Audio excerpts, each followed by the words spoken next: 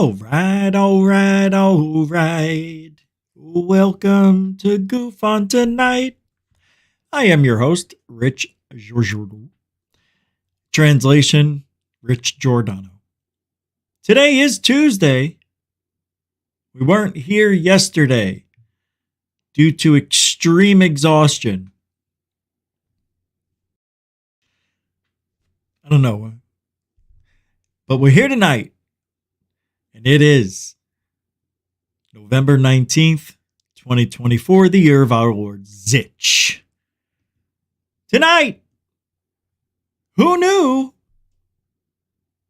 Who forgot? Who didn't remind me? How did I not remember?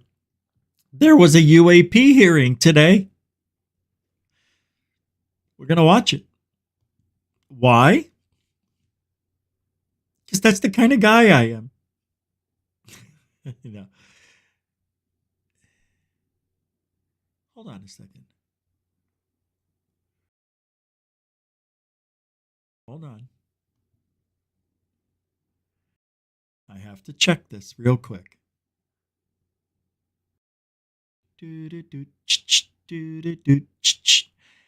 And the UAP hearing was today, and I want to talk and play. It's only 54 minutes.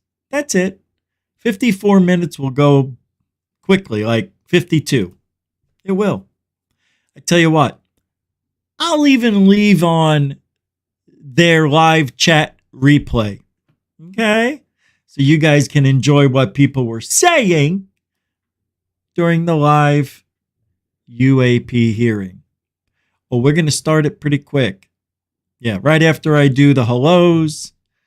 And then we'll talk about what's going on in the world, in the UAP world. What? Hold on. I'm so sorry. That's strike one. I said UAP instead of UFO. I'm allowed to say UAP if I'm reading, but not just normal conversation. If that happens and I get to 3 strikes, I'm done. They've got me. That's strike one.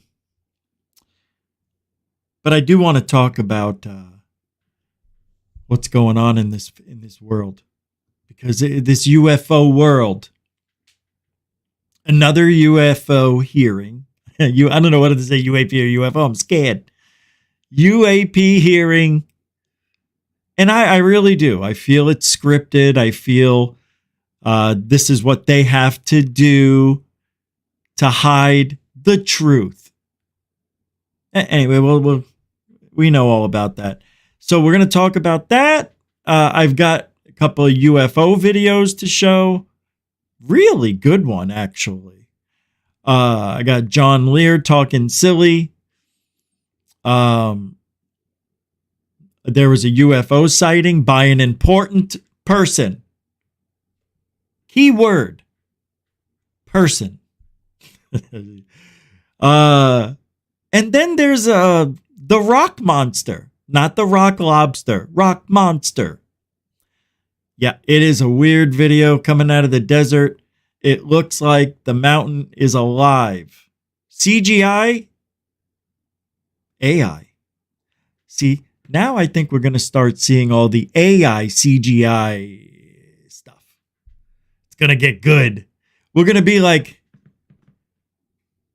how come it wasn't like this yesterday? Yesterday, we didn't see UFOs this clear. So when we start seeing clear UFO footage, it's over. We've never had it, and it should never exist. Clear UFO footage. Where is it? And as soon as we see it,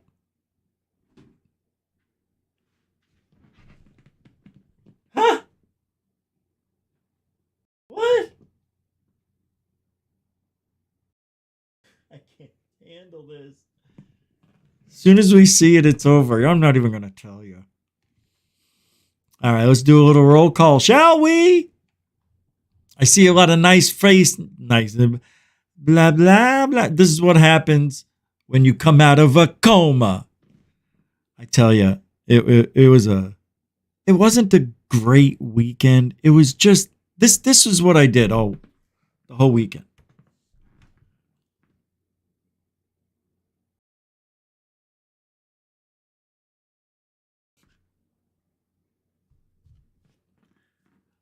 I don't know, but it's over. This was like a 2-week thing where I was just exhausted. Of course, it's the diabetes. Who cares? Let's have some fun, though. And we're back. We're going full throat. And everything's fine, okay? Full throat. I got that from Monday Night Football. I think Joe Buck says it. They're going full throat here. Because when the whole crowd's screaming, they're at full throat. Seattle. I'm so glad Seattle beat San Francisco. That was such a good game.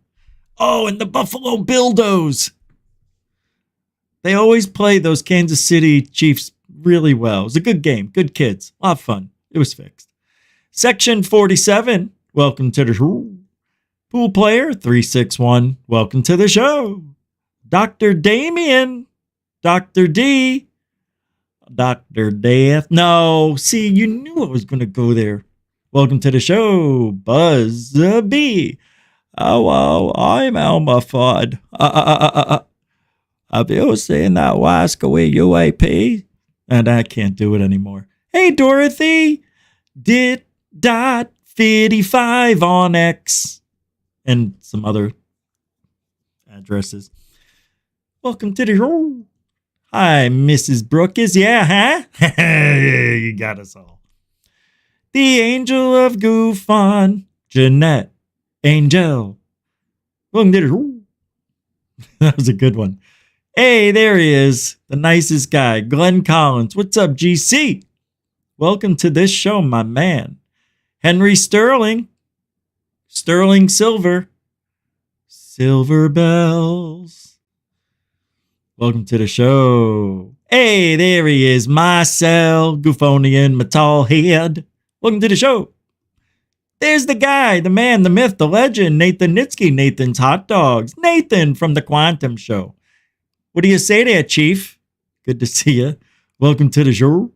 What's up, Dan Peters? How you doing? Mr. Peters, good to see you. Hope you had a good weekend, everybody. I know I'm like belated because it's Monday to me, but it's really Tuesday. It is Tuesday, right? Right? Right?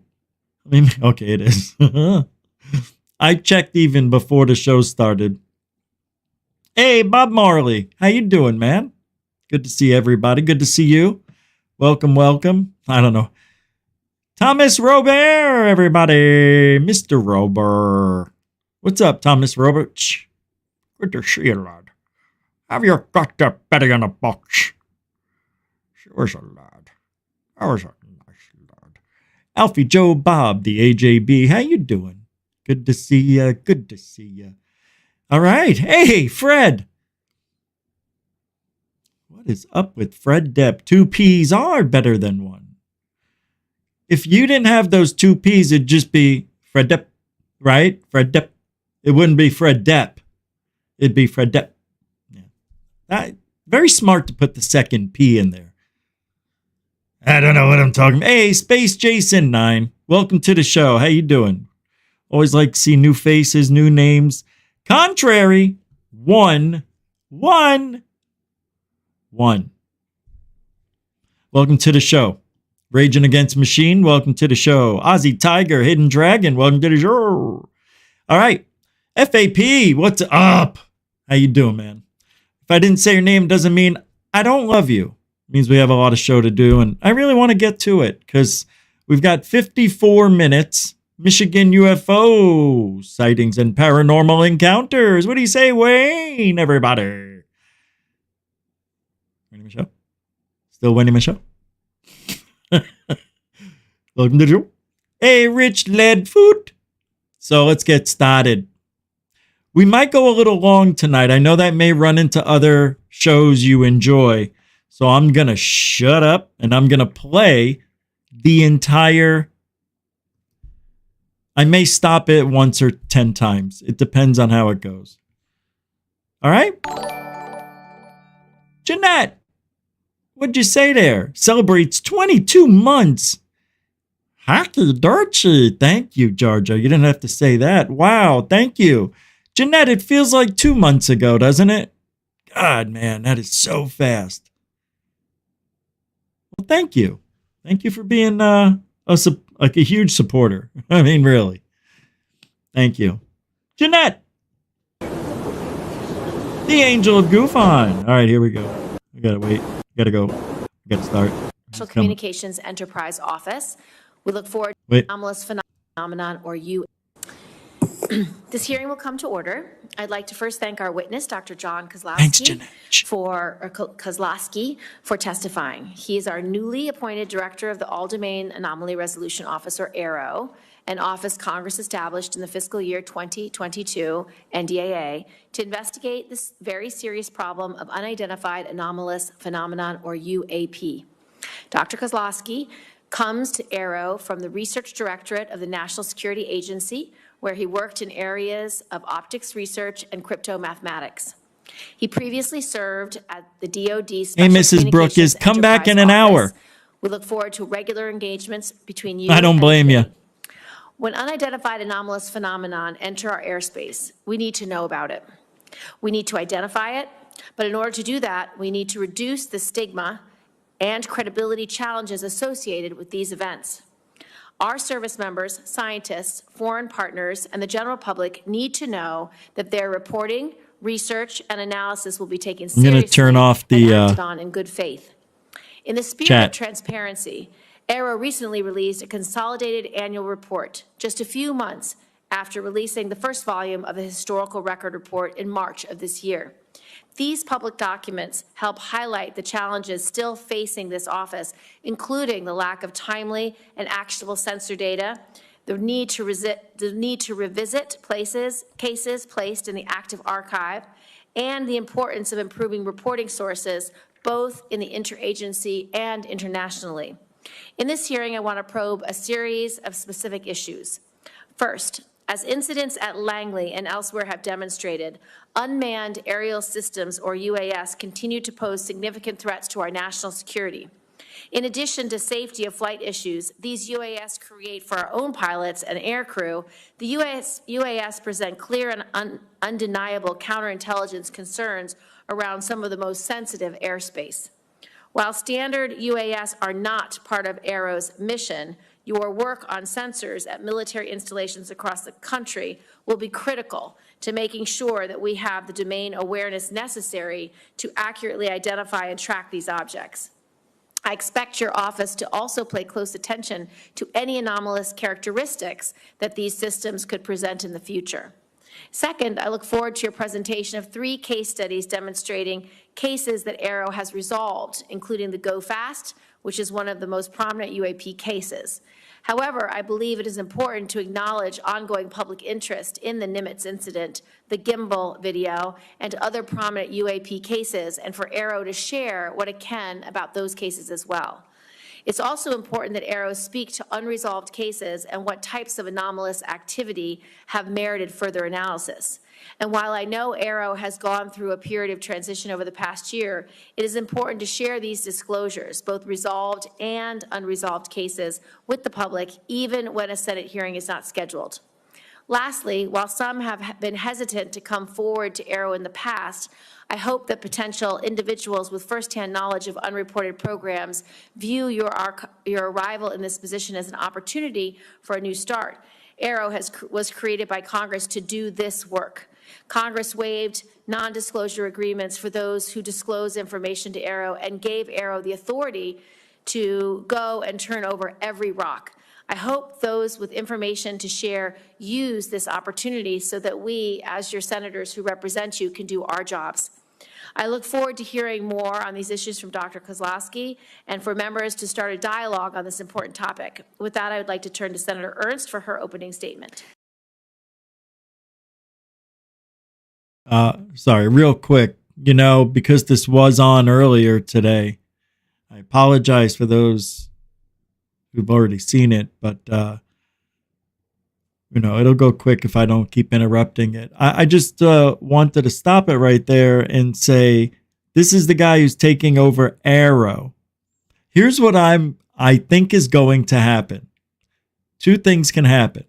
This guy takes over, and I don't know how it works, but whatever Kirkpatrick was told, he's going to be told the same thing. You can't say, you can't do, you can't show. Come to us first before you do anything. It's unspoken, but I think that's what's going on. And this guy, they're hoping he's going to be the guy to disclose, but he's not. He's going to be just like Kirkpatrick. He's going to be just like it. It's going to be a backfire. It's not going to work. So they think they're going to get what they want. Corbell's in on it. Everybody knows the whole disinfo campaign anyway. So it's just window dressing, and it's really silliness, but it's fun to watch. Thank you, Madam Chair. You're welcome. And thank you, sorry. Dr. Kozlowski. Our hearing today is about identifying UAPs and understanding their potential implications, which could range from technological advancements to potential threats to our national security. Are these phenomena tied to foreign adversaries such as China or Russia, leveraging advanced technologies beyond our current capabilities? Or do they represent unknown scientific phenomena that challenge our current understanding? We must answer these critical questions to ensure that our national security is not compromised. It is vital that all agencies work in tandem to aggregate data, identify patterns, and develop robust analytical frameworks. Our ability to detect, track, and respond to UAPs requires the latest technology and full cooperation from all government branches. Thanks very much, Dr. Kozlowski, for your attention to this matter, and I look forward to the valuable insights that you and AARO can provide to our committee, and I yield back. Thank you. Dr. Kozlowski, please make your opening statement. Thank you, Chairwoman Gillibrand, Ranking Member Ernst, and distinguished members of the subcommittee. It is a pleasure to be here on behalf of the Department of Defense as the new Director of the All-Domain Anomaly Resolution Office. I appreciate the opportunity to provide a status update on AARO's work and respond to your questions about unidentified anomalous phenomenon, or UAP. On behalf of the department and the entire AARO team, I want to say how grateful we are to Congress for its continued support. Unidentified objects in any domain pose potential threats to U.S. safety and security. Reports of UAP activity, particularly near national security sites, must be treated seriously and investigated with scientific rigor by the U.S. government. By way of introduction, I'm John Kozlowski. I'm a researcher at my core with an academic background in mathematics, physics, and engineering. I've spent most of my career at the National Security Agency, leading advanced research in the areas of optics, computing, and cryptomathematics. By nature, I am drawn to tough scientific problems, which is what brought me to AARO and the UAP mission. Since I arrived at AARO in August, I've been impressed by the breadth and depth of my team's experience and the framework they've established. I have to stop it. Look, you can do that job. Any one of us can do that job. You don't need a degree in biology because you're not studying anything with the biology. Right? You're not studying anything physical, nothing concrete. So you're not really doing any testing, lab work, and nothing can be repeated. None of that shit. And seeing them? Oh, wow. You ain't really seeing them. You're looking at them, but nobody knows what we're looking at because it's always blurry or it's self-explanatory. It's a plane, it's a drone, it's a bird, it's a satellite. Got it? They think this guy's going to be the savior. How? You're going to have to prove it with evidence. Oh, and by the way, have you seen today? They came out, and I don't know, they've been saying that, well, I think it was yesterday or the day before. We've found out what the go fast is. Oh, well, we'll talk about what the go fast. I tell you, nobody listens to me from day one. Even you guys knew. Bullshit. All three of those videos, go fast, whatever. they're all silly. And we knew it. They told us 2 years ago or so. All right, I'm sorry. Established to rigorously analyze UAP reports. AARO has taken meaningful steps to improve data collection and retention, bolster sensor development, effectively triage UAP reports, and reduce the stigma of reporting UAP events. That's all they got. You can only do triage on paper. You don't have any evidence. You don't even have any video evidence. You got dots in the distance. You got orbs in the everywhere. I mean, come on. Last year, AARO worked with the DoD's Joint Staff to issue guidance to defense personnel worldwide on how to report UAP observations and is working with the military services regarding Where'd that get us? implementation. AARO has also launched a public website that features UAP imagery, case resolutions, material analysis, archival records, and more. These are only a few examples of AARO's recent progress, and we're just getting There's started. only a few examples. To date, AARO has over 1,600 UAP reports in its holdings from across the U.S. government. I'll share a slide in just a few minutes with updated UAP analytic trends. You'll see that many reports Yeah, resolve people are leaving. the commonplace objects like birds, balloons, and unmanned. This is history. While others lack sufficient data for comprehensive analysis. Although only a small percentage of reports received by AARO are potentially anomalous, these are the cases that require significant time, resources, and a focused scientific inquiry by AARO and its network of partners. It is important to underscore that, to date, AARO has not discovered any verifiable evidence of extraterrestrial beings, activity, or technology. To accomplish AARO's national security mission, I have set 3 priorities for the office: building strong partnerships, promoting transparency, and scaling up the work of the office. AARO cannot do its work alone. Building partnerships across government, academia, industry, and with the public is essential to the success of the office. Strong cooperation with the military services is particularly important. We rely on their support to implement our reporting guidance and to amplify the message that there should be zero stigma associated with UAP reporting. We also rely on partnerships with the national labs, the Office of the Director of National Intelligence, FBI, Department of Homeland Security, NASA, all of which play a role in the whole of government effort to address UAP. Recognizing the talent and expertise that reside outside of the government, AARO will continue to explore new ways to partner with the academic and scientific communities to investigate its most complex UAP cases. A related priority for AARO is transparency. Our ability to collaborate with key partners, including the scientific community and the public, relies on information sharing, to include downgrading and declassifying UAP-related information. In some cases, it may be unclear to the public why the DoD classified a piece of information in the first place. Why are photos of seemingly benign objects such as balloons classified? It's often the case that an object or phenomenon isn't itself a security concern, but the location, source, or method used to capture it is still sensitive. Many cases are difficult to quickly release to the public, but are reported to the appropriate committees in Congress that are authorized by law or House and Senate leadership to receive the information. It is important to note that AARO does not unilaterally declassify information.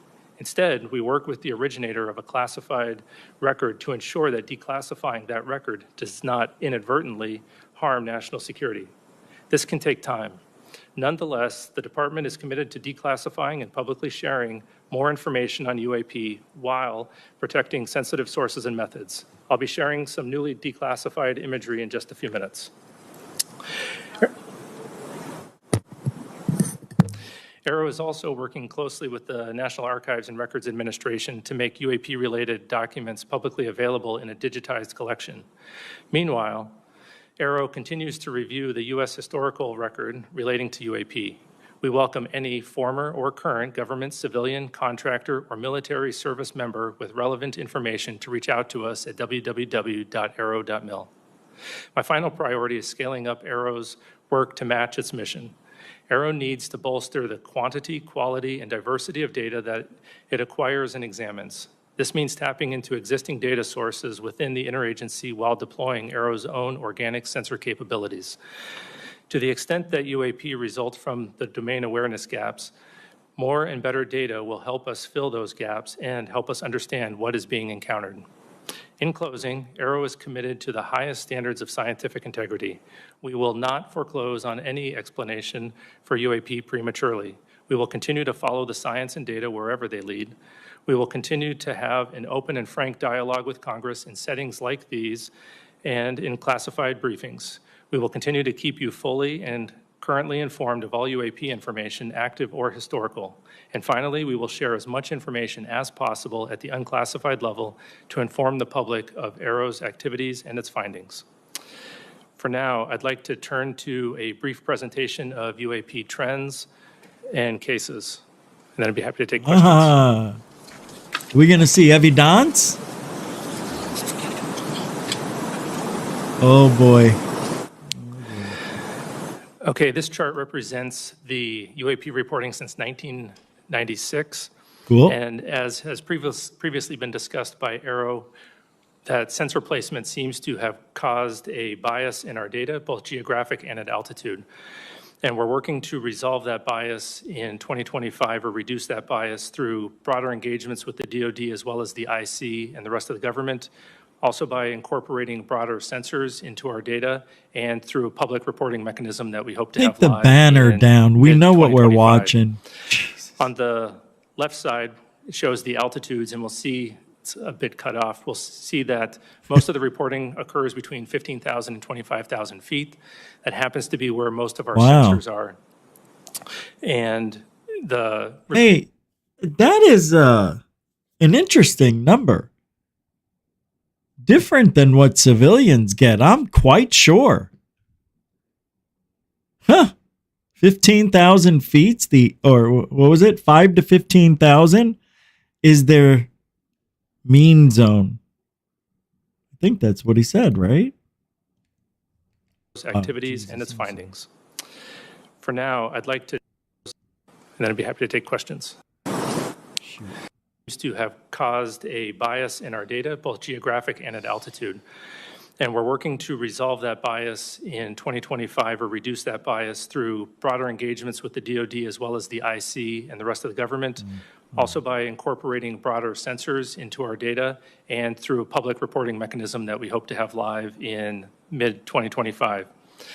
On the left side, it shows the altitudes, and we'll see it's a bit cut off. We'll see that most of the reporting occurs between 15,000 and 25,000 feet. That happens to be where most of our sensors are. And the reporting above and below that is also often coming from those same platforms. In the center, we'll see that the resolved cases have the vast majority being balloons and UAS.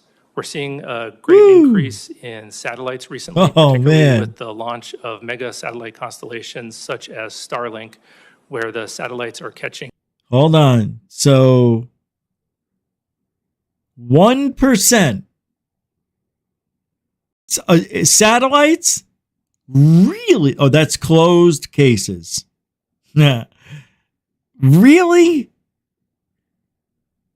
UASs and balloons come to 91%. This aircraft, only 1%. These are closed. Okay. Wow. All right. Look at this. And these are reported UAP morphology. Morphology. I guess this is when they're different shapes. Lights are just about half of everything. Disk is only 1%. Huh. I'm pretty sure other? I don't know what this ambiguous is, but what is this one? Orb, round, spheres. Yeah, wow. 30 or what is that, 3%? Can't tell. Yeah, it looks about 30, right? 31% maybe. Pretty wild, man. All right. What is called satellite flares or glint off the sun just after sunset or just before sunrise. And on the rightmost, we'll see the morphology or the shapes that have been reported. The majority have been lights or orbs. We think that there's going to be an increase in the lights with the mega constellations, but our most interesting cases, some of which I'll discuss later, are actually the shapes such as the triangles or the cylinders. And at the bottom, we'll see the geographic bias that I mentioned before, where most of the reports historically had been near the government sites. This bias has been reduced recently by reporting from the FAA. We now get weekly reports from them. And great thank you to our aviators for making those reports. It helps our analysis quite a bit. Doesn't this just sound like military government only? I don't hear civilian. I don't hear that word, populace. I don't hear, regular Joe. I hear a lot of stuff regarding the military, the government, those reports from those folk. Okay, Folks. a case that we thought would be a transmedium case as it was reported is well known on the outside, known as the Puerto Rico case. It was data collected in 2013 when a Customs and Border Patrol aircraft observed an object flying near an airport in Puerto Rico. The green line in this diagram is the track that the airplane was taking, and those many crossed lines are the directions that the camera was facing at the time that the airplane was flying around the airport, and we'll watch the video in just a moment. The orange arrow in the center is where we assess that the UAP was actually flying, and transmedium means that it goes from one domain into another. In this case, it looks like it goes from the air into the water and then back into the air. We assess that it was actually flying over the airport the entire time. Wow.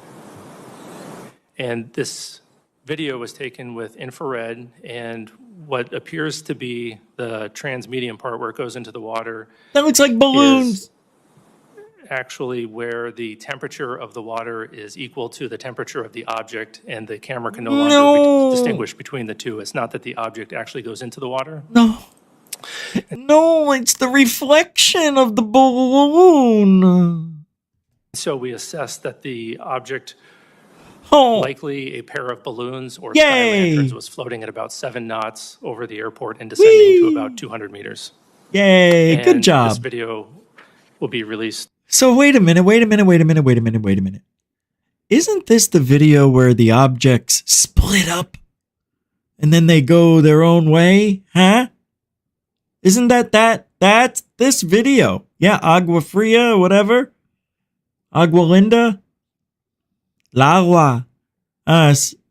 Very interesting video. It looks like balloons, so we go back to that old proverb. Is it proverb or adage? If it looks like a duck and it acts like a duck, it's a dog. And our report will be released later this year. The Go Fast was captured the public attention and congressional attention when it was made public in 2017. What is it? Looks like an object flying very fast over the water, very close to the water.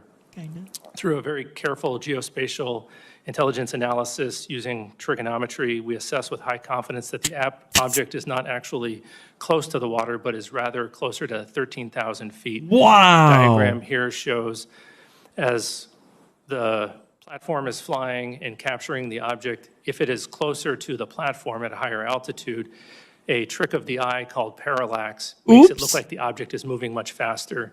And so we've written a detailed paper on parallax, released that on our website so that the public can literally check our math on this analysis. That's gotta hurt. An interesting case, which I don't believe the public is familiar with, is captured in 2018 from a UAV flying in the Mediterranean, watching Mount Etna as it was erupting. Oh yeah, the It appears drone. that object is flying through the plume of superheated gas and ash. This was a rather difficult case to resolve. We had to pull in support from a number of IC and S&T partners and even reach out to a volcanologist. And through very detailed 3D modeling and pixel-by-pixel analysis of the object as it's traversing across the clouds, they assessed that the object was actually 170 meters away from the plume and not flying through it. Oh. And to be clear, AARO does not believe every object is a bird, a balloon, or a UAV. We do have About some very 500 anomalous feet objects. away. It's just the nature of resolution. We can only resolve things that we understand. So we're now working on additional products where we can inform the public, Congress, and others of the objects as we're studying them, rather than once we've resolved them. And one thing, see, this is where my expertise is needed. See, they didn't even talk, or he didn't even bring it up. The drag, how long it takes for that thing to stop, because it's a drone. And when it's going to make a turn or stop, it's, you can see it relax, as I like to call it now. Just thought of it. So, like a leaf, just. So he didn't even mention it. Yeah, well, hey, we're the experts. We're the ones that are doing the work, or did. Still doing. All right, let's get back. Come on. With that, I'll take your questions. Thank you, Dr. Kozlowski. I appreciate your What's up, Doc? testimony. It's been widely reported that individuals claiming firsthand knowledge of unreported UAP programs have been reluctant to engage with AARO. What message do you have for those individuals, and how will you work to gain their trust? I would let them know that Congress has gone out of its way to create the organization AARO specifically to conduct these sorts of investigations, and has uniquely empowered them to have access to all UAP-related information, whether that's historic or current. Mm-hmm. And we take that responsibility and those authorities very seriously. And so we have been reaching out to a broader community, encouraging folks who had talked to AARO personnel in the past and maybe felt uncomfortable to come back to us. We've met with several of their interlocutors and a couple of firsthand witnesses, and we are making great progress in those. It's like he's saying, hey, we found a couple of nice people who actually had experiences. So, yeah, we've got nicer people. That's basically what he's saying. Much nicer. They'll listen to you for more than a minute because you're not crazy. None of us are crazy. Are we? AARO? Why'd they call it AARO? They should have called it Target. Didn't. All right, come on.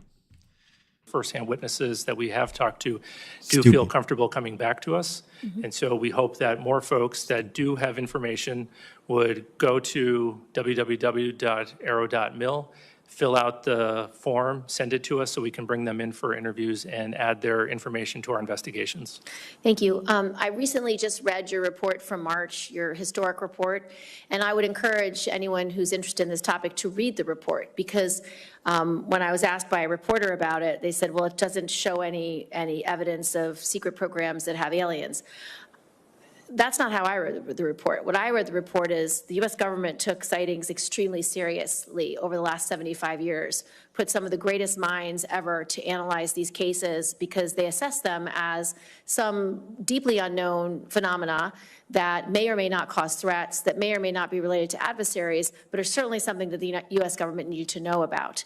And how the hell she could come up with all that? Holy mackerel. Yeah, I was thinking the other way, yeah. And what I read from this report is that we resolved numbers of cases, but in almost every instance, whether it was in the 40s, the 50s, the 60s, the 70s, the 80s, the 90s, the noughts, half the cases were unresolved. So I don't think this is an example of the government not taking these cases seriously. I think this is an example of our government spending 75 years taking these cases very seriously. And interestingly, for the group that put together this report, they didn't have access to any firsthand reporting. And so from my perspective, for whistleblowers and people who want to come in, please come in, because the purpose of AARO is so that the senators can do our job to provide oversight, accountability, and transparency.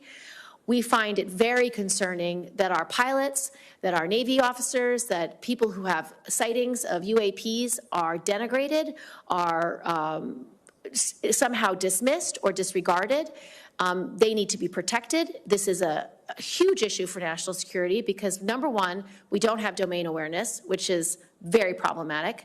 Number two, we don't have domain superiority if we don't understand how different UAPs are flying, what technology they're using, what their mission is, what their purpose is.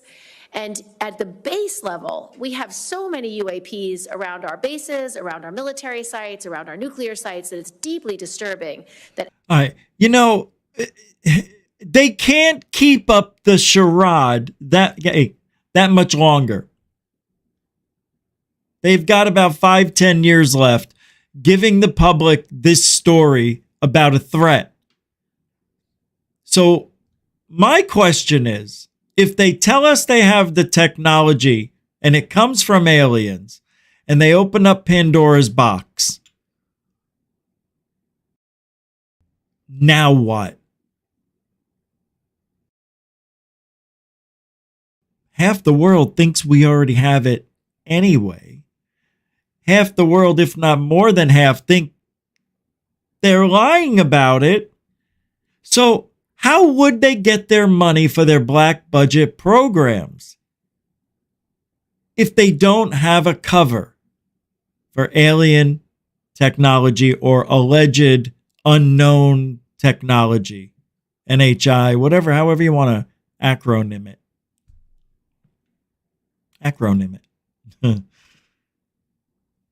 Because that's what it's all about. This whole thing. This.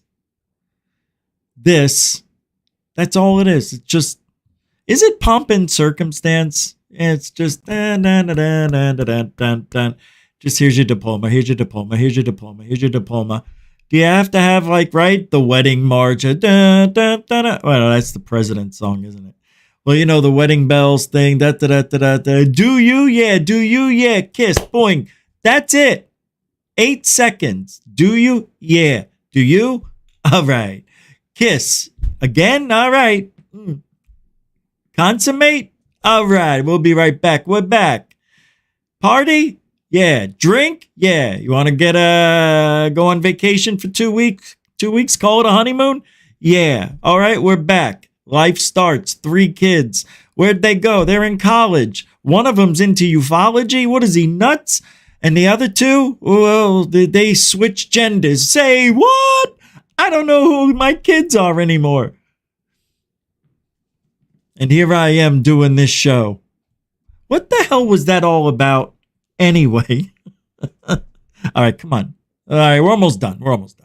Adversaries at a minimum could be using these opportunities to spy, to glean intelligence that will harm our long-term national security. So I'm grateful. She's saying that we've had a lot of drone incursions and all these anomalous things around our bases, military bases, nuclear sites and such.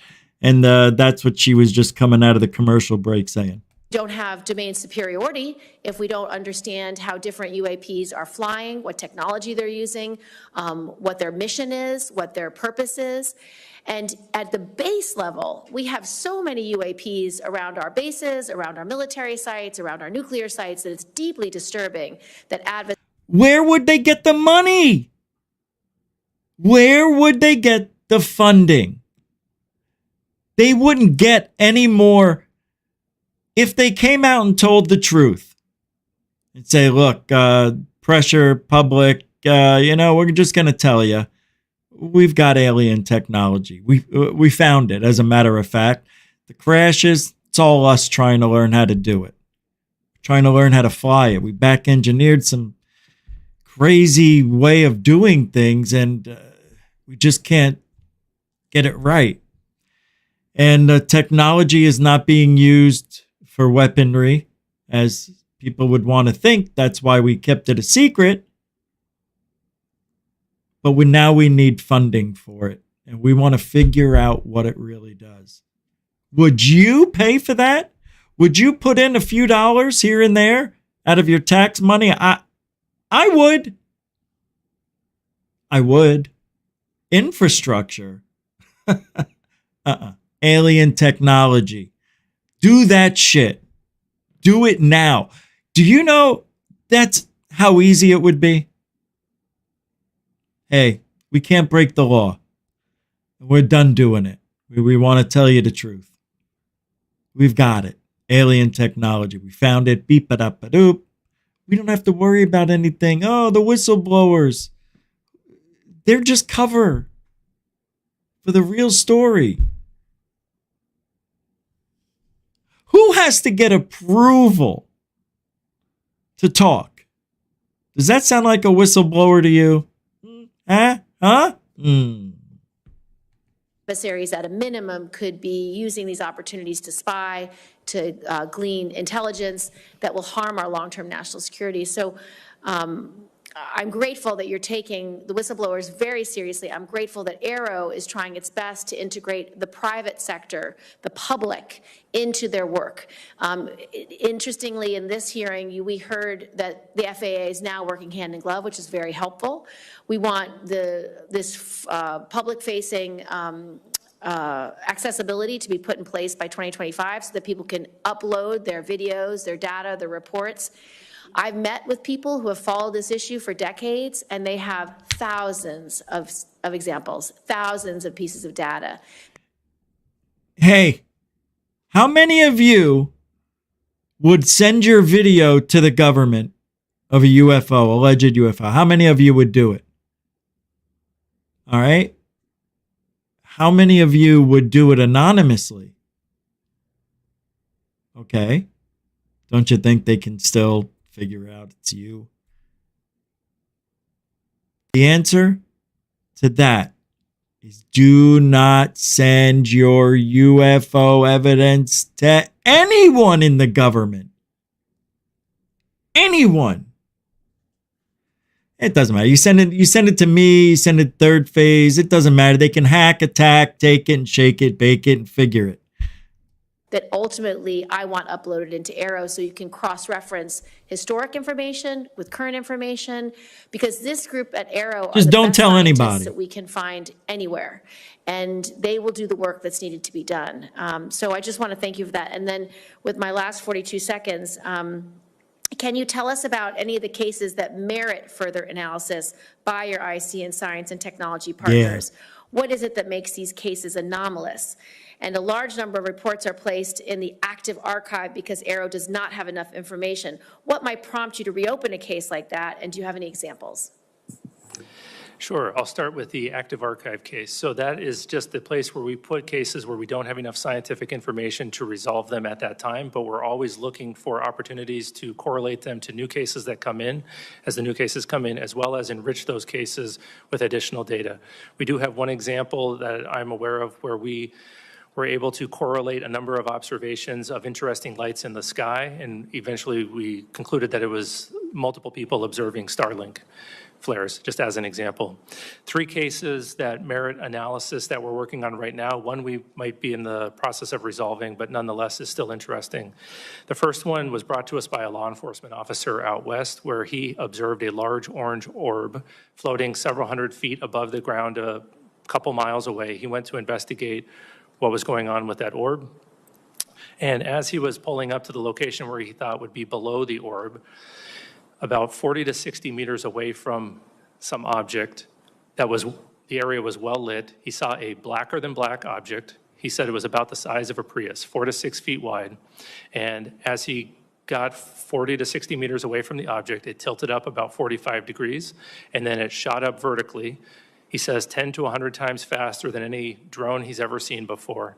And it did that without making a sound, as far as he could tell from inside of his vehicle.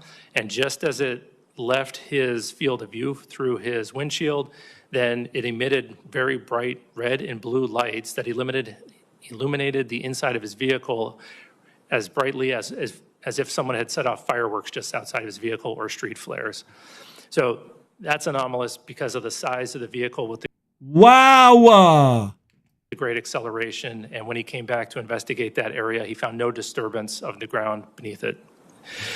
All right. Do you believe it? Do you believe? Do you? I believe it. So what is it? If it's real, which I believe that happened. So now what? Any military tests going on in the area? Nobody's going to tell you. Downed aircraft might even get by because maybe somebody was flying at night and they shouldn't have been. Or it was a RC and people are doing other stuff. Legal to fly at night, right? Isn't it? Yeah, as long as you have lights on your craft and you follow the FAA guidelines.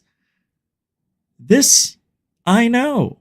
That's why you hear the stories of drones flying at night. The drones we hear are a little different. They seem to be corporation size. Yeah. They're not military size, not yet. They're corporation size. I have consumer size. Corporations, bigger than a bread box. It's bigger than 5 feet, 3 feet. All right. So that's one interesting one. Another one comes to us from Southeast U.S. There was a U.S. facility where 2 cars of government contractors were leaving the facility around 9 o'clock in the morning. They looked up in the sky and saw a large metallic cylinder about the size of a commercial airplane, and it was stationary. They observed that there was a very bright white light behind or around the object. They saw it stationary for 15 to 20 seconds, and then it disappeared. Obviously, an object that large, stationary, unless it's a blimp, is unusual, but then disappearing, we can't explain how that would happen.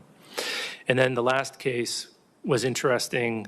We had a aircraft that was flying parallel to another aircraft, and it was capturing imagery of it, and a small-looking object appeared to fly between the 2 of them much faster than them.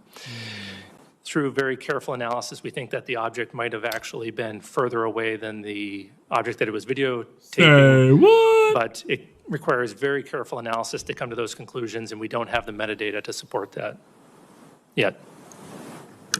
Senator Ernst. Yes, thank you, Madam Chair. And Dr. Kloski, you mentioned that you do work with the intelligence community. You're working with the FAA.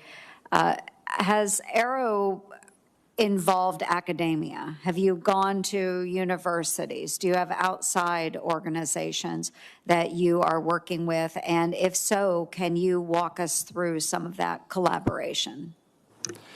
Sure. Right now, most of our collaborations that are veering towards academia are with university-affiliated research centers associated with universities or with FFRDCs. Our partnership with universities, I would say, is lacking right now. We have some one-off associations with university professors. However, that's our fault, and it's largely because of the need to declassify data. We need to give the professors something to work on before we can really engage them. So we're working significantly on a declassification effort. We've hired a number of declassification experts, and we're going to be trying to get cases like the ones that I just discussed here declassified so that we can engage with the universities on a regular basis and provide them the data. Talking to a scientist without data is going to be rather disappointing. So hopefully in 2025, we'll be increasing those efforts. Right. Well, I appreciate that. I think there's a huge pool of talent out there that you should tap into.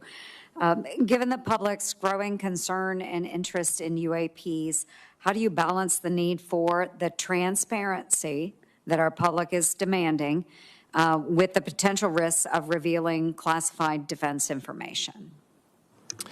Yeah, that's always a concern that's on the front of our minds. We want to make sure that we're deconflicting both on potential U.S. programs and what the IC might be tracking for adversarial programs as we're aggregating that information and preparing to share it. However, oftentimes we can remove the discussion of the unidentified and anomalous activity from the sensitive information that our partners are concerned with. And that's usually going to be the platforms that the information was collected with if it is truly anomalous. And so we see that guy? He's just chilling over there in the back, leaning up against the wall, the bench, whatever. I don't think that's kind of professional. See, this is what I don't like. No professionalism. All right, where'd he go? Associations with university professors. However, that's our fault, and it's largely because of the need to declassify data. We need to give the professors something to work on before we sensitive information that our partners are concerned look at this guy. with. And that's usually going to be the platforms that the information was collected with. Get off the ground. Anomalous. Oh, so I see. He's a cameraman. We have our partners working alongside in the declassification of that data. Very good. And then without having to explain the UAP, what do we need to begin really doing about them? What precautions can we take? What should we be doing about them? I think that removing the stigma, reducing the stigma is the first step. We need to make sure that we're having honest and transparent conversations about them, because if we're hesitant to discuss them, then it opens the opportunity for an adversary, as you had mentioned earlier, Senator There you Gillibrand, go. to come in and conduct some activity. So we need to do that. There we it need is. to have more persistent monitoring and understand that whether it is a UAP or a counter-UAS issue, that we need to have that complete domain awareness around our national security facilities. Wonderful. Thank you. Thank you, Madam Chair. Just a couple of follow-up questions. We didn't discuss in this setting the most recent UAP or UAS encounter with bases like Langley. I know that the incursion by UASs. Shh, you know who she reminds me of? From Game of Thrones. The ice evil people at the end of the final battle. Yeah, look at it. That's cool. She does look like she's got that evil iced. You look into my eyes when I'm in a bad mood, she will ice your ass. Yeah. That's her. Look at Mrs. G-I-L-L. Get it? Kill. I. Brand. She'll mark you. Wow. She puts it right in front of our faces, right beneath our nose. All right. I'm sorry. That were publicly made available through the press that took over 2 weeks was fairly alarming to senators, because there was a question about what technology they were using. There was a question about why it was so hard to detect. Can you speak to how AARO will be integrated into the review of these kinds of cases? Nope. And how you can be helpful to both the intelligence community and the Department of Defense in analyzing or being able to more quickly analyze what's knowable and what's not knowable, so that, because once you do identify it as a drone, for example, it then goes to the right department at DOD or the intelligence community to assess, deal with, or take down as the incident might be. But to talk to us a little bit about what role you can play for both the DOD and the IC community in these kinds of incursions that are happening when we don't know what tech is being used, and we don't understand a flight pattern, or we don't understand how they arrive and depart in the way they do. Wow. Yeah, we are generally going to be supporting them through an advisory capacity as an organization that naturally needs to conduct baseline experiments of the environment to see what normal looks like, whether it's balloons, birds, anomalous activity, or drones flying through an environment. We're going to gather a lot of data that will allow us to characterize an environment very well and then detect and follow those tracks, hopefully rather efficiently. There's also a lot of overlap in the type of sensors that are going to be used for the counter-UAS mission and the UAP mission, whether that's active detection like radars or passive like cameras. And so as AARO is trying to push the bounds on detectability for UAP, we're hopefully going to have best practices that we can also provide to the counter-UAS, and potentially we might have additional technologies that we can offer them to support. I'd like to just address a little bit of reporting and feedback. As you know, AARO is required to develop a mechanism for the public to report UAP information. Now that that mechanism for current and former military, civilian, and contractor personnel has been established, can you speak to AARO's plans for a public reporting mechanism, and how did AARO arrive at this approach, and were other options considered? And second, for pilots and operators who have reported a UAP, what feedback, if any, has AARO provided to these individuals related to what AARO is doing with their report and how the report has been resolved? How does such feedback or lack thereof impact the frequency of UAP reporting? Yeah, the public reporting mechanism that we've decided to go with is going to look similar to the reporting mechanism that we currently have for historical events, where we're going to ask folks to go to our website, download a PDF form, put in the narrative for their account, and then email that to us with accompanying media. Usually it'll probably be imagery. We went with that option because we Almost thought, over. one, we could do it rather quickly, we could do it efficiently, make it very cost-effective for the taxpayer, but also we think we can gather all the data that we're going to need to conduct our analysis, and then we're going to have that feed into an automated processing system that will cross-correlate that against all the other public reported cases as well as the U.S. government cases. We did consider a number of other reporting mechanisms as to include automated online forms as well as cell phone apps, and we ultimately decided that this would be the safest, cheapest, and easiest to maintain in the future while protecting the private information of the individuals who are reporting.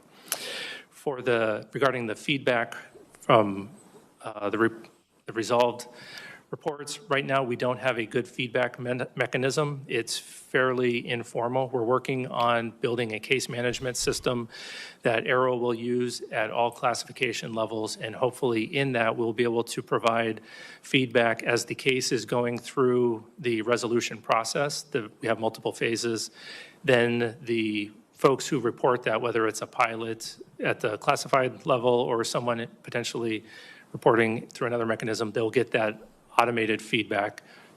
And then it is not determined at this point yet how much information we'll be able to include in that feedback where it is in the process. It'll depend on the classification of the resolution of the case. My final question is there any Can you repeat that, please? I mean, come on. I mean, it was UAP, arrow, but it was resolution, UAP. anything that you need to tell the Senate that you need from us, whether it's funding, whether it's support, whether it's... Yeah, we need a few of them telescope things, a real fast rocket. I need a couple of drones, maybe one with, I don't know, a FLIR camera or some shit like that. What do you think? Come on. legislation, is there any requests that AARO has of us or anything else you need to brief us on for us to be able to do our jobs to protect our service members as well as integrate public interest and public data and information into the future analysis efforts of AARO? Bing. So first of all, I want to say thank you again. I think that the authorities that we have are remarkable, and I think that we are well-resourced as an office. The only ask that I would have is that you continue to champion us, particularly with witnesses, encourage them to come forward and report to us so that we can have a more fulsome investigation Beautiful. of the potential Always knows what to say. or ongoing legacy programs. Thank you. Thank you so much. Hearing adjourned. Well, that concludes the second of UAP hearing in as little as the last few weeks. Jennifer, as I sit here and I look at this UAP hearing, I don't trust him. You know, you're right, Rich. I don't really trust him either. There's just something a little, I don't know, a tad askew. You know, when I watched him speak, I really had no idea what he was saying. I just wanted to get the fuck out of there. I couldn't. I know what you mean. I was thinking the same thing. I'm like, I could go to the bathroom right about now. I was thinking the same. Imagine if we both got up and went number 2. Anyway, that was the UAP hearing. We're going to go take a dump on the rest of this hearing. Oh, it's over? Okay, we're done. I mean, come on. Hey, you know what today's hearing was? Hey, what are you going to do for, people who want to report stuff? Things in the sky, Yeah, UAP. Well, we just need, if I may, what we need.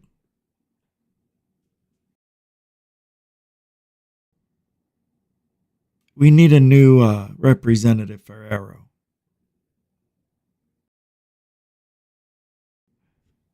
This guy reminds me of David Grush mixed in with Kirkpatrick. And you got a DePatrick.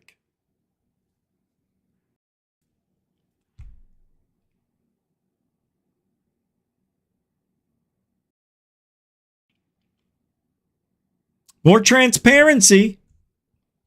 Gotta strive for that transparency. You heard it.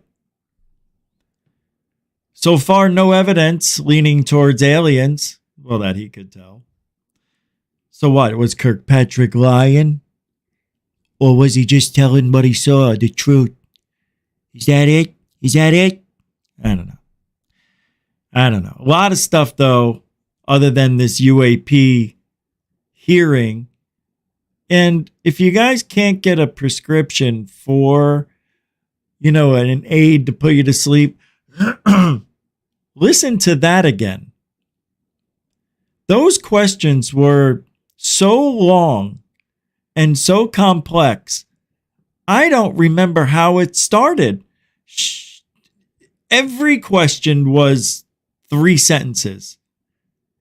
What are you going to do to make sure we have accurate reporting and transparency for pilots in when they see something? And what do you think they can do to protect their anonymity in regards to reporting a UAP sighting? Because if they are sent to fly a desk or are automatically retiring for no reason at all because they reported this, is there a way that they can get to Hawaii and get on a plane and go parasailing and just forget it all? Or do they come back and do they think logically, what did I really see? Is that what we're doing here? So I'm asking you, is he right?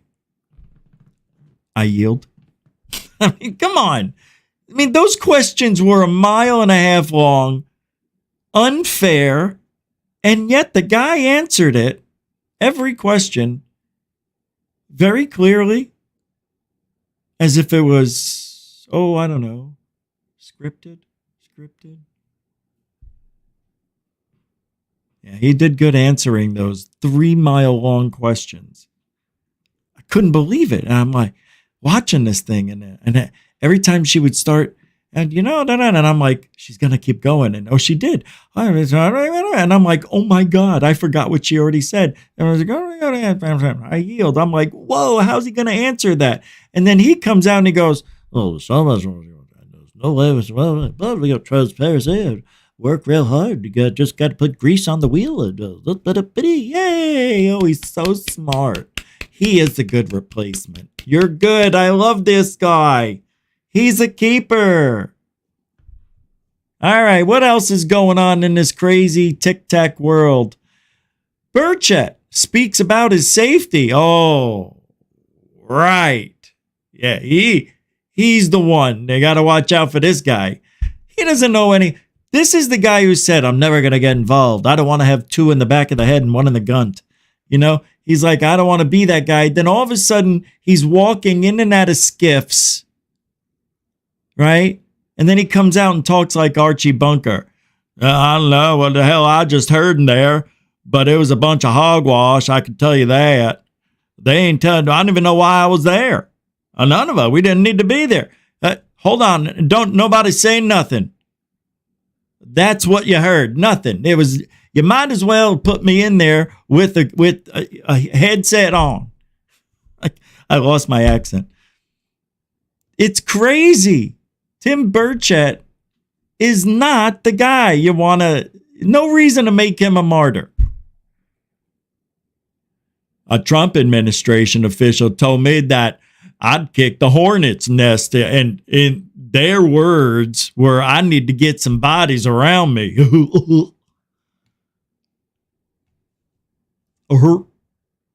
Tim Burchett is playing both sides. He's a total politician. I go, I'm not going to do it. Then he's doing it. I'm not going to talk to them. He's talking to them. I'm not going to do this. He does it. He's a typical politician. He's untrustworthy, but he's a real nice guy. Got a good golf game, I heard. The American public deserves transparency. We deserve to know what's going on. No, we don't. Why do people think we deserve? Where did this come from, this entitlement? Oh.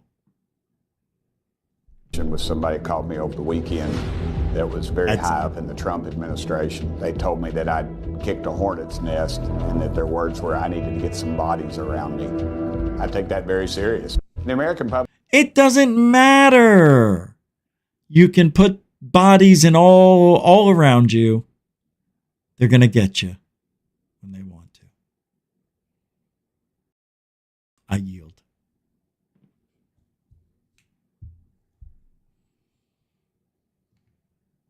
Birdjet.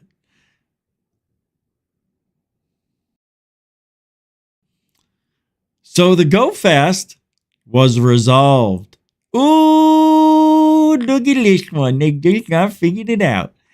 And go fast, they done figured it out. The Tic Tac.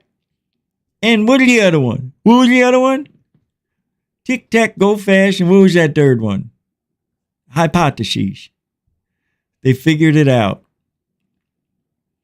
I love this world. Go fast resolved. Although Mick West says, I think 60 knots is the actual speed, as that's what he calculated, I calculated. And that's what they say the wind speed was.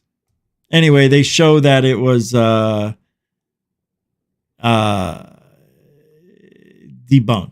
So anyway, I don't want to get into it. There's no reason to. Big deal. We knew. We said it. Everybody knew. Jacques Valley is a nut. Cashew. Bless you. Pistachio.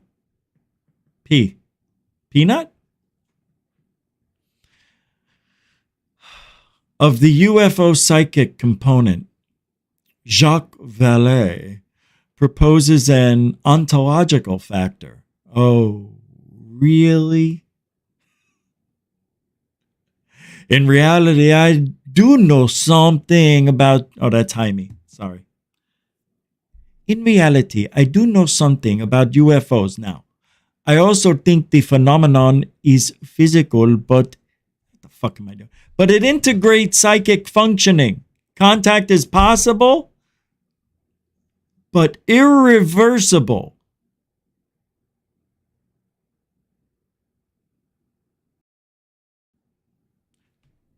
So, Jacques Vallée guy says once you make contact, you can't not do it anymore. So you're going to hear voices in your head forever. You have no choice. Rich? What? Oh, we thought you were sleeping. We didn't hear any thinking going on. Yeah, what do you want? I was resting. Oh, sorry to bother you. We'll come back. Why do you invade my mind? Oh, when you don't hear anything, that's when I'm not doing anything. I'm resting. Even when people are resting, their brain is doing something. Yours was doing nothing. It concerned us.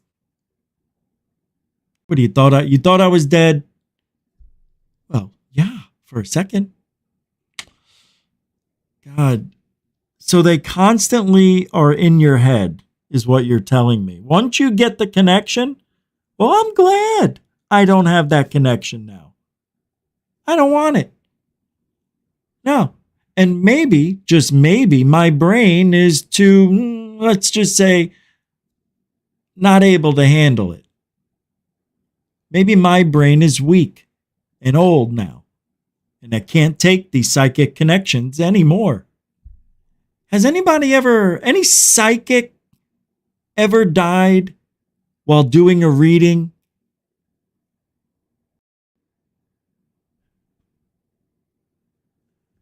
Has it happened?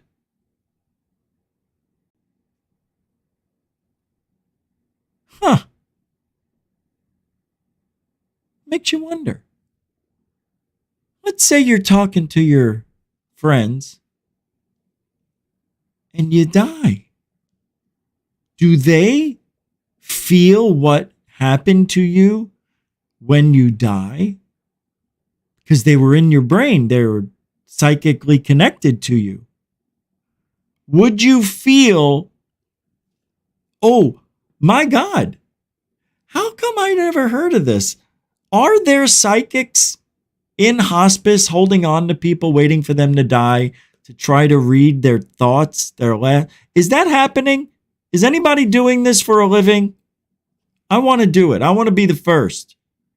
I want to be that guy. Yeah. Rich, welcome to Good Morning America. Well, thanks for having me. You talk to the dead? Is that what you do? Not quite. I talk to the near dead. What? Well, say grandma's passing away and it's her last day or two, and you know, she's home, the family's all around, she hasn't really done anything or eaten. She's going to the other side. For $250,000. I just hold on to good old grandma or grandpa, and when they pass, I can tell you what they're seeing. It is called the psychover. You like the psychover? Why, that's a good one. You're passing over the psychics with you, and anyway. Oh, looks like Grandpa's is this his last breath? Hold on. Shh. It sounds like he's gurgling. All right, let me grab him. I'm getting a JG connection. I'm joking. All right, come on. Oh, he's. Ooh. Ooh. Oh, no. Oh no, stop it. Stop it. Stop it. Wow, that was crazy. He is the craziest motherfucker I ever met. Man, I love that guy. That was the greatest psycho. Oh, I'm sorry. You want to know what happened? He told me not to tell anybody, but let me just tell you this. It was fantastic. Read about it in my book. It'll be out in about a month. Thank you very much. Hope the money's in the account. Now, we need that. That's a job for somebody. That would be great. Oh, wait, hold on. Didn't they do that in Ghost? In Ghost. Oh, I knew it wasn't original. That's right, because, well, kind of. She talked to there was a connection, but it was and then he came through and it was like, oh, Molly. Oh, what a good movie. Poor Whoopi. She's lost her freaking mind. Anyway. All right, let's move along. We got a lot of show. Thank you, Jacques Vallée. You are a nut. Cashew? No, thank you. All right. Yeah. Oh. James Fox is grifting his movie. His new movie, The Program. That is the worst. Coming out December 16th. Yeah, why not? Everybody's going to watch it. I'll grift for him. The Program. Yeah, it's going to be great. Starring James Fox, Peter Coyote, director James Fox. That's it. No other actors. Nobody else is in the movie. No, nobody else. Lance Mungy. He's in there. Munjai. Yeah, I thought that there would be a... there is. A clip. Didn't we play this before? Yeah, let's play a clip of it. Why not? Hey, yeah, it's a 2-minute clip. New York Times published a story exposing a secret government. Oh, yeah, and I also forgot to say, if you want to help support GUFON, because we are the greatest UFO network. Support can be beautiful. Super Chat, Super Sticker, PayPal, Cash App, all the links are in the show description. Go. Program investigating UFOs. That story was kind of a catalyst for a lot of things that have happened since. Members of Congress started to ask questions. Instruments report there is something there. There are flight characteristics that we Got a list. can't explain. UAPs I've are got a list. unexplained. It's true. They need to be investigated. Here we are having a hearing where just a few years ago, we didn't even acknowledge that these things were real. Do you believe that our government is in possession of UAPs? Absolutely, based on interviewing over 40 witnesses over 4 years. My God, I'm scared. Check this over out. 40 witnesses over 4 years. No. This Absolutely girl, she is scaring me. Look at that death stare. That is 1,000-yard death stare. One eye is focused far away or close, and this one is far away or close. I can't tell, but they're scary. Based on interviewing Wow. over 40 witnesses over 4 years. You're telling me people have come forward claiming firsthand knowledge of craft of Yeah. non-human origin? That's correct. That We is have so sources true. who have asserted not only that there have been crashes, But there have been but there have abductions been crash too. retrievals. Do we have the bodies of the pilots who piloted this craft? Biologics came with some of these recoveries. Yeah. Yeah, sure. Were they human or non-human? They're non-human. I'm sitting here today because the American people are being lied to. Oh, B-O-O-H-O-O. We're open, and we're going to be open about this. Yeah, right. Revealed, non-human intelligence exists. Non-human intelligence has been interacting with humanity. Is only part of the story. The pressure's on. The Pentagon, the CIA, they're going to have to answer the mail. Some are risking everything Have you had incidences that have caused you to be in fear for your life? Yes, personally. to uncover Oh, the rest. What is please. being done to verify the assertion that the U.S. government has spaceships of non-human intelligence in their possession? That kind Ooh, of take off those glasses. unearths people's beliefs. David Craig. I would go to jail to say things that I've been exposed to Balloons. in the program. That guy's an alien. 1,000,000% yes.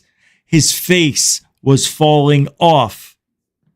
It was. It was like this.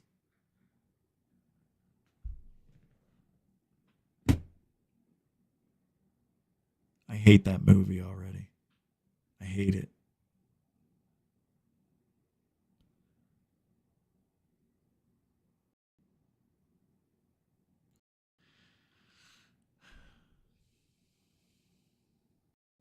I'm trying to calm down. That just, for some reason, it made me angry. That stupid, terrible looking movie. Why don't we just tell everybody everything all over again for the third time with another movie?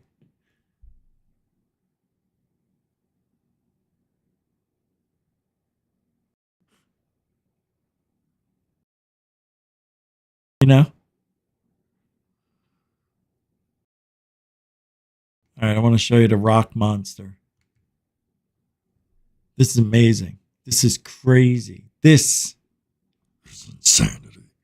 No, it really is. This is weird. I don't know. It's got to be CGI. I don't know. It's got to be. It's got to be. The Valerian the Mac. What do you say there, Chief? TJ, Feloni, Bob Marley. Hey, what do you say? Embrit. I'm sorry, MBT. What is everybody doing? Check this out. I know it's not real, but what if it is? You never know what's gonna happen. Here we go. In 4, 3, and 2. Look at that guy. Come on. That's fake? That looks real. I know it's pareidolia, right? I get it. Is it? Is it? I swear it moved. I'm telling you, it's got bat. Look at the top. Look at the face over here. Look at this. There's the mouth. Here's the nose. Here's the eye slits. These are live rocks.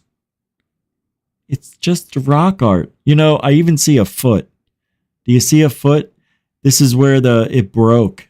This goes up the shin, and then the foot comes down here. There's a toe, there's a toe, there's a toe, there's a toe, comes around. No, but that's definitely real. One more time for SNGs. They look so sad sitting up there all in the heat. Every day in the heat. And he's got boulders for a sack of lunch. Nah, I'm Tim Burchett. I told you once, I'll tell you 1,000 times. They're going to put a bullet in my face and 2 in my nose. Lou Eliganzo is the writer of the Immaculate Constellation. Have you heard?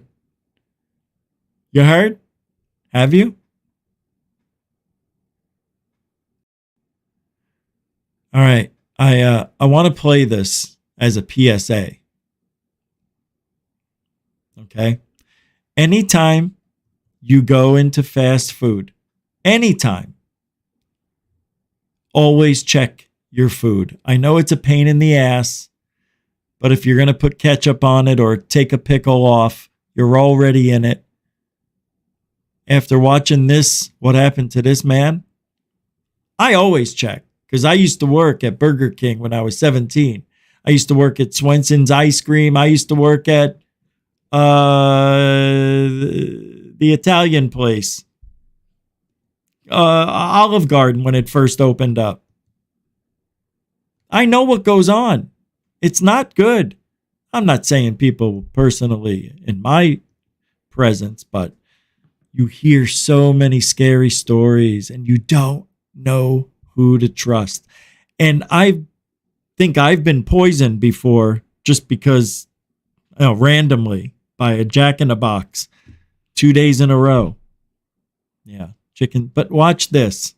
An argument with a Taco Bell worker. Hours after eating his food, he was rushed to the hospital because someone had put rat poison in his food. What? I ordered with them, and the guy came out and called me twice. I paid for my stuff, but these guys are all coming out here yelling and screaming, calling me names. I have them on video, and they're telling me that I'm mad and that I'm calling them names. They came out to me first. You guys are actually being shut down. Every single employee here is being detained, and nobody is free to go. Uh-oh. So there was actual rat poison was put in the food. So dude. Right here. So we're looking for anything like that, traps that may be broken open. So what happened was the guy would take one bite and his food immediately started burning, vomiting, so they went to the hospital. Confirmed it is in fact poison. Right now they're treating this as an attempted homicide investigation. Wow. It's going to relate to the poisoning situation. Nobody can leave, all right? I can't let you take the food. There's an issue. Let's check trash cans and that kind of stuff. If they broke open a rat trap or something like that. This over an argument over what? And they started it. Homicide. Somebody or some people are going to go to prison for trying to poison somebody and got caught. Obviously. Terrible. I just wanted to play it as a PSA, public service announcement.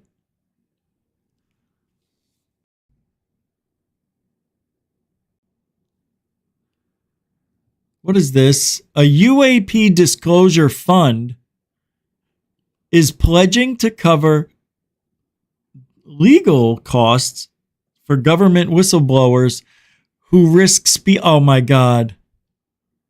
This is horse shit. Whoever put this up is scamming. There's no way they're... So now we're bribing. They're saying it's a UAP disclosure fund. It pledges to cover any legal costs for government whistleblowers who risk speaking out about unexplained phenomena, often linked to advanced or alien technology. Cover the legal costs for government whistleblowers, and that's it, who risk speaking out? So what costs are you covering? Travel? Food? Dental?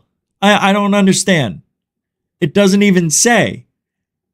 The disclosure fund is pledging to cover legal costs for government. Why do you need legal funds?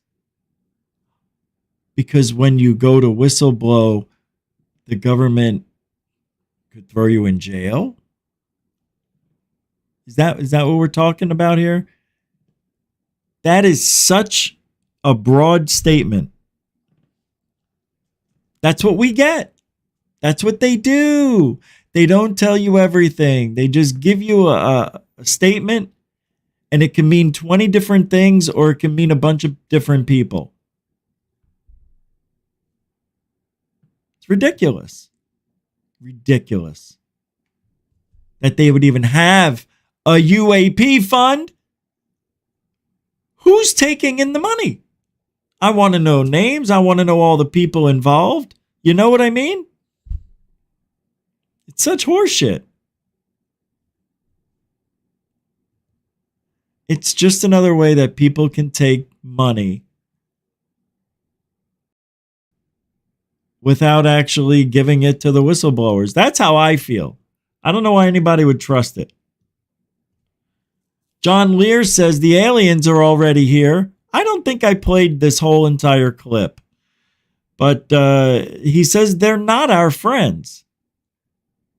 This is with George Knapp. I think I did play part of this.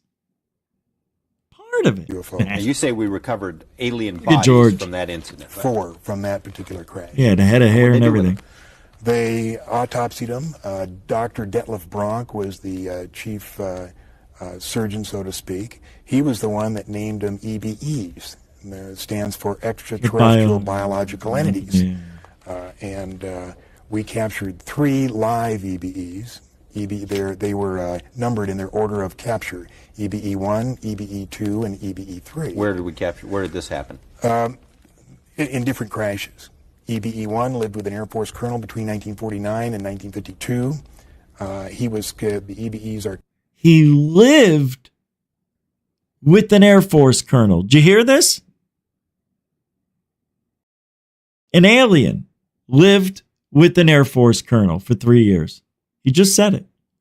Why isn't that guy coming forward? Where's that whistleblower? The EBEs are kept in an electromagnetic facility called a YY-2.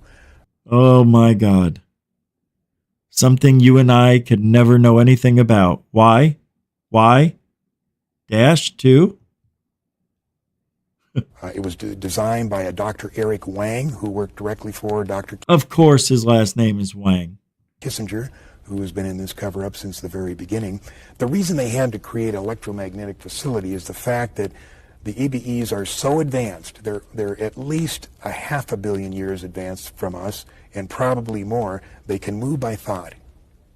Move by thought. And they can also disappear. But they can't move by thought through electromagnetic.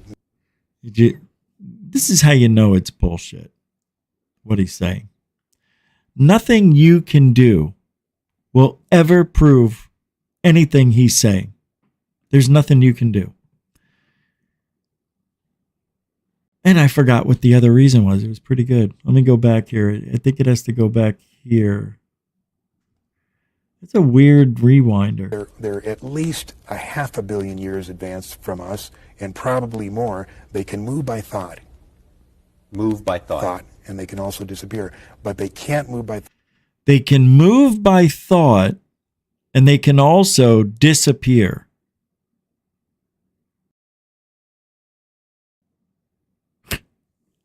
Think about it. Hold on. They can move by thought, and they can disappear. They can move by thought, boop, and disappear, bop, beep. Thought through electromagnetic facilities. So. Oh, and they use the electromagnetic something or another of the earth. They built this facility. They built this facility on bullshit and rolls. There was 2, one in Los Alamos and one either at Edwards or up at the test site. A groom. Yeah, that's what I wanted to say. Before, when he said they're 1 billion years older or something. Watch this. Advanced. They're at least a 500 million years advanced from us, and probably more. They can move by thought. That part. This is how you know it's bullshit. This is where I wanted to go. He knows what he just said is compelling. So what does he do? He plays it up. He waits for George's response. Doesn't get it quick enough, so he continues on. But he waited for like an applause. See? He paused right there. That to me is like showboating. It's like, and next thing you know, it's like you're waiting for the punchline. He said, those aren't buoys. And then everybody's supposed to laugh and you wait. That's kind of what he did. Watch. A 500 million years advanced from us, and probably more. They can move by thought. Move by. Oh, George did say something 2 seconds later. Move by thought? Yeah, move by thought. That's right. That's what I said. Thought. And they can also disappear. But and they can also disappear. But, and you see how fast he goes over that part? And they can also disappear. But, get you off that disappear. Forget I said it. He said it that quick. But they could also disappear. But he does that so George can't say anything and get him. How do they disappear? Because that's what we all want to know. By thought. How? I don't know. The electromagnetic earth or something. They're at least a 500 million years advanced from us, and probably more. They can move by thought. Move by thought. And they can also disappear. But they can't move by thought through electromagnetic facilities. So they built this facility. There was two, one in Los Alamos and one either at Edwards or up at the test site. So the question is, how did you know they could do these magical things if you didn't have the facility to manifest it? Is there a hole in this story somewhere? Did the aliens just tell them, hey, you know, we can do this shit, but you got to build a facility for the electromagnetic stuff to make it happen? What? You know what I mean? The story falls apart. Right there. It's this is why I love me. Groom Lake, Nevada. At Groom Lake. Now, there's still one EBE still living, EBE3, and there is a videotape that eventually is going to be released to the public. Never was. And it's an interview with him. As hard as that may sound, as hard as that may be to well, you know the one. But. I believe there is a videotape of an interview with EBE3. And what is this language that the interviewers are I haven't seen the tape, so I don't know. But he's like a slick oil salesman. He's talking a little fast. He's got the butts and if you know you got to get you off the. Don't want you to think too fast. Can't think too long on that. Trip I told you I took gathering all this information. A guy in Albuquerque handed me 25 secret CIA memos. And if anything can be humorous in all of this, one of these memos, in the body of the text, it said, by the way, EBE3 wants to see the ocean. We better make the arrangements or he'll disappear again.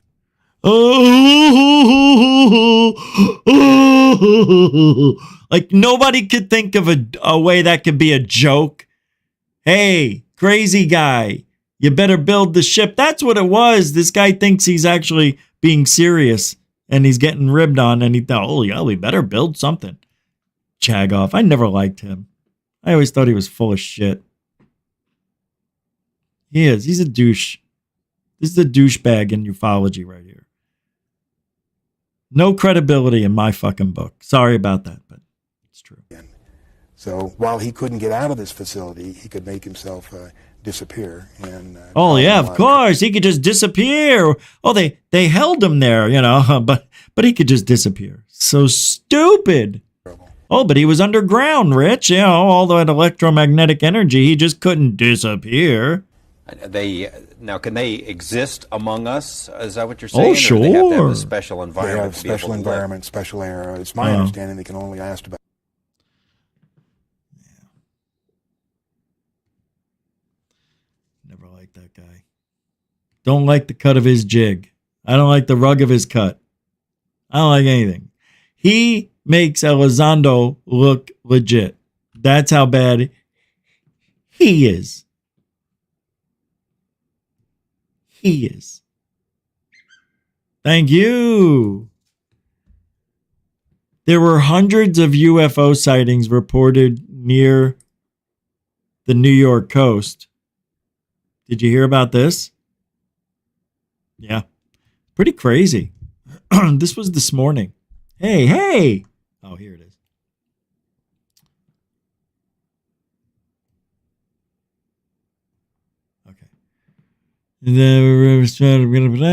However, the answer is no concrete evidence. Important underscored data. AARO has discovered no evidence of alien beings. 700.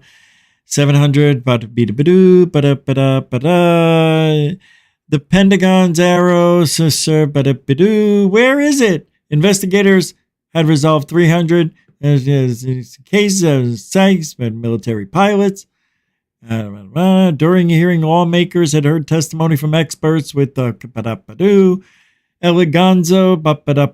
He says, let me be clear. UAP are real. Advanced technologies not made by our government or any other government are monitoring sensitive military installations around the globe, he added. Furthermore, the U.S. IHAS UAP technologies, that's what it says, as are some of our adversaries. I believe we are in the midst of a multi-decade secretive arms race, excuse me, one funded by misallocated taxpayer dollars and hidden from our elected representatives and oversight bodies. Where's the evidence? Now I'm itchy. Sorry. God dang it. It is so itchy, you have no idea. Hold on.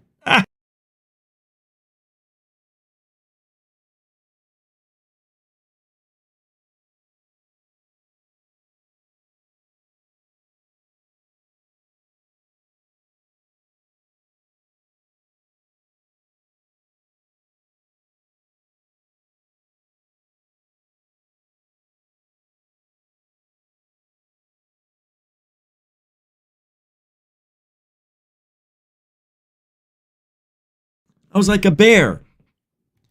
Up against the wall back there. I had an itch. It's still there. All right, that's it for tonight. I want to thank everybody for hanging out. GUFON Tuesday. We'll be back tomorrow, Wednesday. Same bat channels, same UAP, whatever.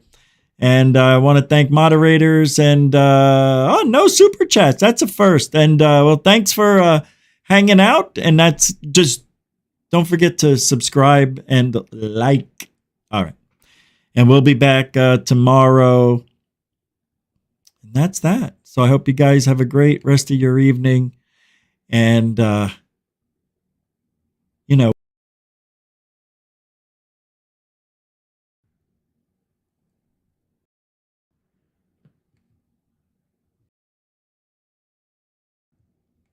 what's going on? What is going on?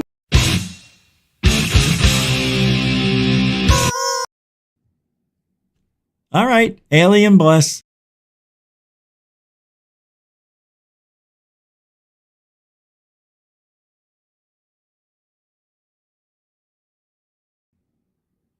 This is weird. It won't let me. Yeah. Truthology for ufology. For you, we do it. We'll see you later. Alien bless. Come on. Alien bless.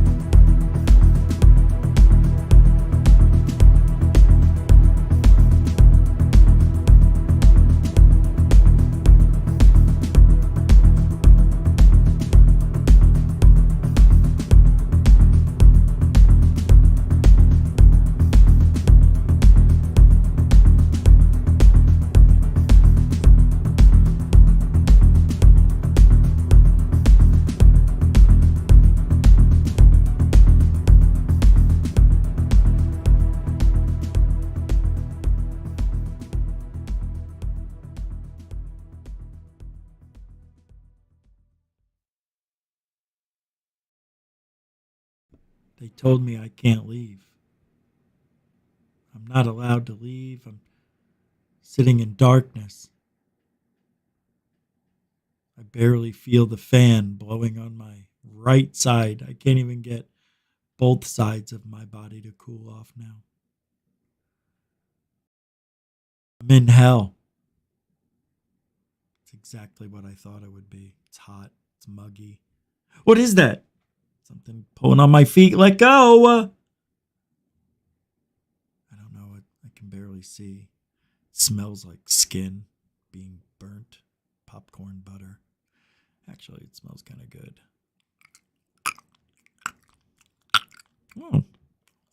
Oh, I got a kernel. Oh, no, it's a fingernail. Oh, wait. Oh, no, it was a toenail. Oh, it was huge. Hell ain't a bad place to be. You know, I could have sworn there was a guy that looked just like Elizondo down here. Really weird. There's several people that look like Elizondo. Oh my God. Every person is Eleganzo. This is hell. Hell is a bad place to be. Hell ain't a bad place to be. Shut up, Bon Scott. Drown in your own alcohol. Where's Dark Hour?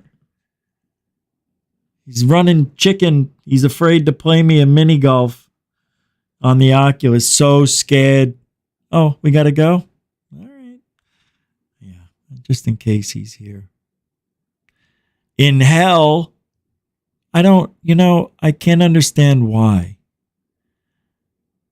Why?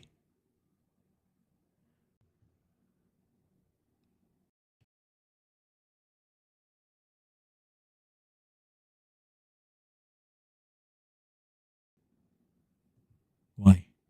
Hey, it didn't work.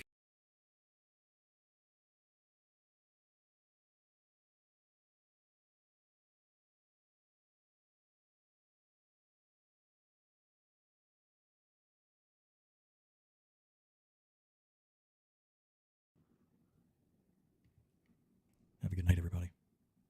Don't be scared. You only live twice.